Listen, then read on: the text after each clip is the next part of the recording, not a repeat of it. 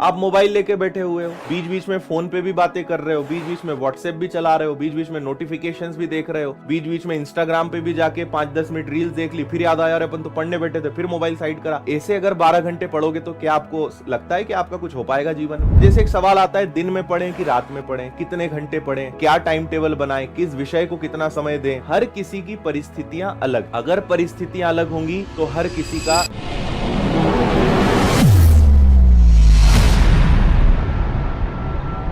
जैसे एक सवाल आता है, दिन में पढ़ें कि रात में पढ़ें, कितने घंटे पढ़ें, क्या टाइम टेबल बनाएं, किस विषय को कितना समय दें, लाइब्रेरी में पढ़ें कि घर पे ही पढ़ें। इन सब चीजों के जवाब आपको खुद ढूंढने होंगे, क्योंकि कोई भी इंसान दूसरे इंसान की तरह नहीं है। किसी को रात में पढ़ना अच्छा लगता है, किसी को दिन में पढ़ना अच्छा लगता है। कोई जॉब कर रहा है, कोई शादीशुदा है, किसी के पास जिम्मेदारियां हैं, किसी के पास केवल पढ़ाई का लक्ष्य है लेकिन घर का माहौल ठीक नहीं है, किसी का माहौल बहुत अच्छा है, पेरेंट्स बड़े सपोर्टिव है, सब कुछ अच्छा है लेकिन पैसे की बड़ी दिक्कत है, एक ही रूम है, एक ही 2 रूम है, पढ़ने की जगह ही नहीं है। हर किसी की परिस्थितियां अलग, अगर परिस्थितियां अलग होंगी तो हर किसी का सिस्टम भी अलग होगा। जब सबकी परिस्थितियां ही अलग हैं तो मैं कैसे कोई एक नियम बता दूं कि सब ये नियम फॉलो करो और सबका सिलेक्शन हो जाएगा? ऐसा नहीं हो सकता। मैं एक चीज आपको बताता हूं, अभी देखो, अभी शुरुआत में चैलेंज क्या होता है कि आपको क्लासेस भी अटेंड करनी है, आपको प्रैक्टिस भी करनी है। भाई सबसे अच्छा जवाब है कितने घंटे पढ़ें, जितना ज्यादा पढ़ सकते हो, है ना।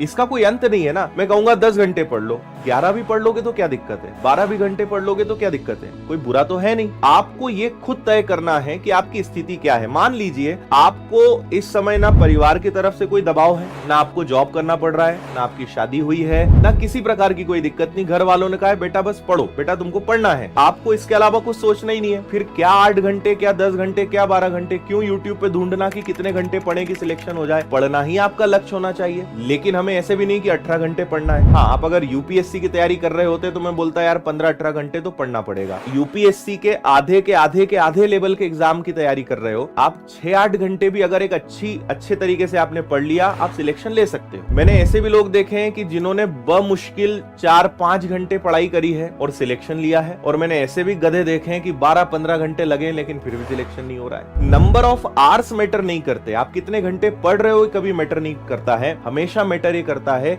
कि आप कैसे पढ़ रहे हो, आपका फोकस कितना है। आप मोबाइल लेके बैठे हुए हो, बीच बीच में फोन पे भी बातें कर रहे हो, बीच बीच में व्हाट्सएप भी चला रहे हो, बीच बीच में नोटिफिकेशंस भी देख रहे हो, बीच बीच में इंस्टाग्राम पे भी जाके 5-10 मिनट रील्स देख ली, फिर याद आया यार अपन तो पढ़ने बैठे थे, फिर मोबाइल साइड करा। ऐसे अगर 12 घंटे पढ़ोगे तो क्या आपको लगता है कि आपका कुछ हो पाएगा जीवन में? एक समय पे एक काम, पढ़ाई मतलब फिर पढ़ाई, इसके अलावा कोई दूसरा काम नहीं होना चाहिए। अगर क्लास चल रही है, किसी का भी फोन आ जाए, आप सबको समझा दो कि भाई पढ़ाई करते समय में किसी का फोन नहीं उठाऊंगा चाहे कुछ हो जाए। किसका फोन आ जाएगा आपके पास ऐसा कि जिसका फोन मिस भी हो जाए तो आपके जीवन में भूचाल आ जाएगा? मम्मी पापा कभी परेशान करते नहीं, उनको पता है कि हमारा बेटा हमारी बेटी कब पढ़ाई करती है, उस समय पे कभी इनको डिस्टर्ब करना नहीं। वो बेचारे रात में आपको एक आध बार, घर पे हो तो कोई दिक्कत ही नहीं है, बाहर है तो एक आध बार फोन लगा लेंगे। इसके अलावा जितने भी लोग हैं जिनके कारण आप परेशान होने, मना कर दो कि भाई पढ़ाई के समय कोई बात नहीं। आप बेफिजुल में बड़े परेशान हो, किसी का व्हाट्सएप आया, किसी का मैसेज आया, बहुत जल्दी आंसर देना है, सामने वाले को बुरा नहीं लगना चाहिए कि इतना लेट आंसर कैसे दिया, फोन आया तुरंत उठाना है। क्या कर रहे हो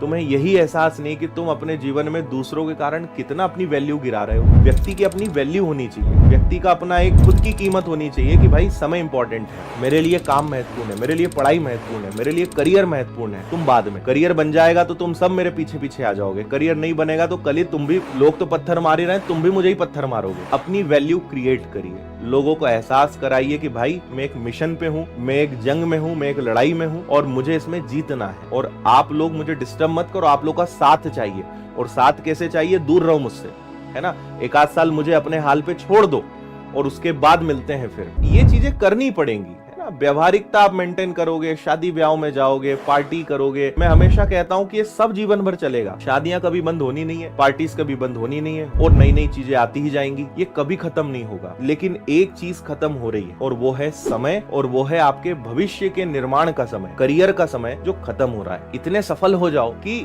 आपका पूरा जो भी रहा है पास्ट, आपका जो भी भूतकाल रहा है, वो सब तहस नहस हो जाए, सब बदल जाए और आप एक अपनी अलग ही दुनिया का निर्माण करें।